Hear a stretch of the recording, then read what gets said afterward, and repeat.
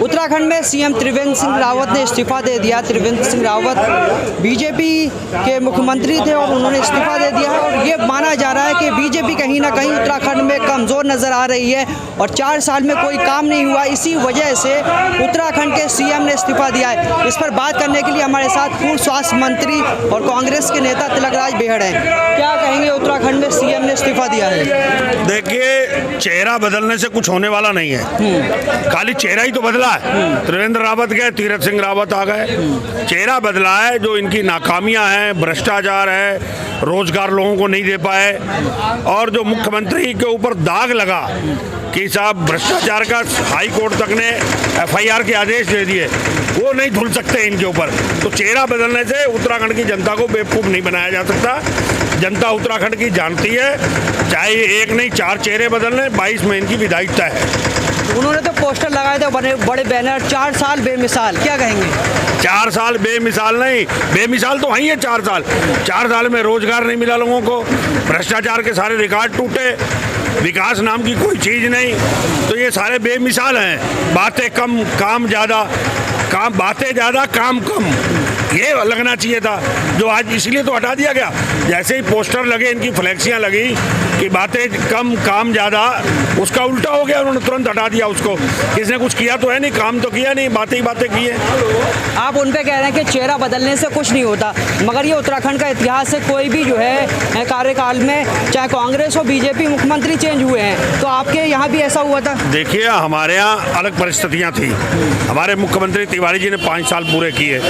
दूसरी परिस्थितियां अलग थी बहुगुणा जी और हरीश रावत जी के समय। आज परिस्थितियां अलग हैं। आज ये अपने असंतोष को दबाने के लिए इन्होंने किया है। जो आज भारतीय जनता पार्टी में असंतोष है, चेहरा बदलने से कुछ नहीं होने वाला। चेहरा बदलने से कोई विकास नहीं हो जाएगा। चेहरा बदलने से लोगों को रोजगार नहीं मिल जाएगा, भ्रष्टाचार खत्म नहीं हो जाएगा।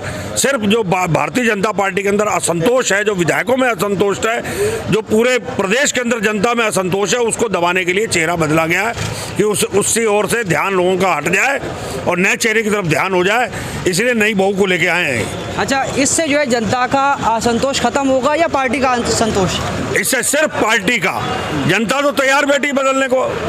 ये तो सिर्फ पार्टी का, जो विधायकों में, जो मंत्रियों में असंतोष है, उसको थामने के लिए इन्होंने किया। अच्छा, एक सर्वे में भी आया था कि जो है उत्तराखंड के सीएम का जो कार्यकाल है वो जो है नीचे स्तर पे था। क्या कहेंगे इस पे? देखिए, जो सीएम का जो पूरे के पूरे देश के अंदर सारे मुख्यमंत्रियों के बारे में किया गया, तो उसमें सबसे नीचे पायदान पे थे ये। तो इन्होंने कोई काम नहीं किया। सबसे नीचे पायदान से नंबर 1 इनका शुरू होता। ऊपर से नंबर 1 नहीं थे, नीचे से नंबर 1 थे। तो क्या लगता है 2022 का चुनाव है, क्या परिस्थितियाँ बनेंगी स्टेट में? देखिए, 2022 में इनकी विधायिकता है, ये वो भी जानते हैं कि चेहरा बदलने से सरकार नहीं आने वाली।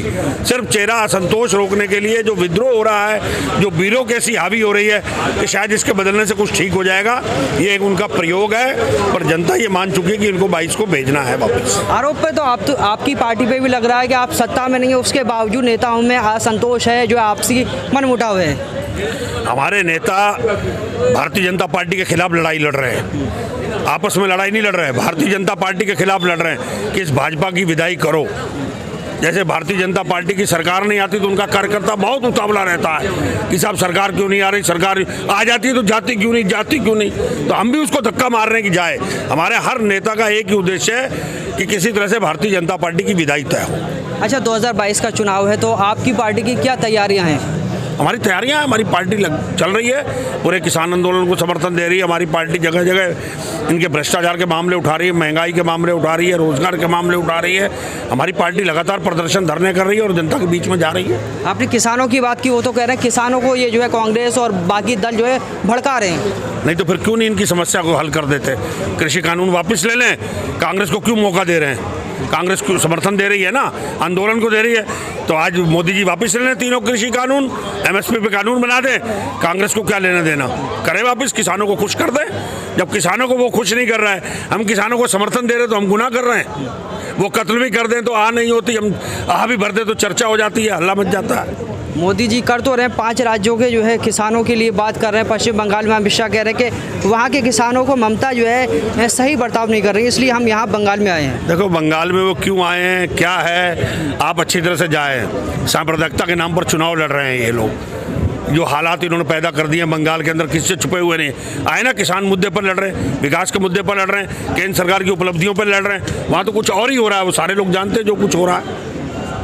तो ये थे उत्तराखंड के पूर्व स्वास्थ्य मंत्री, जिन्होंने कहा कि चेहरा बदलने से उत्तराखंड में विकास नहीं होगा और 2022 में उत्तराखंड में बीजेपी सरकार जाने वाली है। शुक्रिया।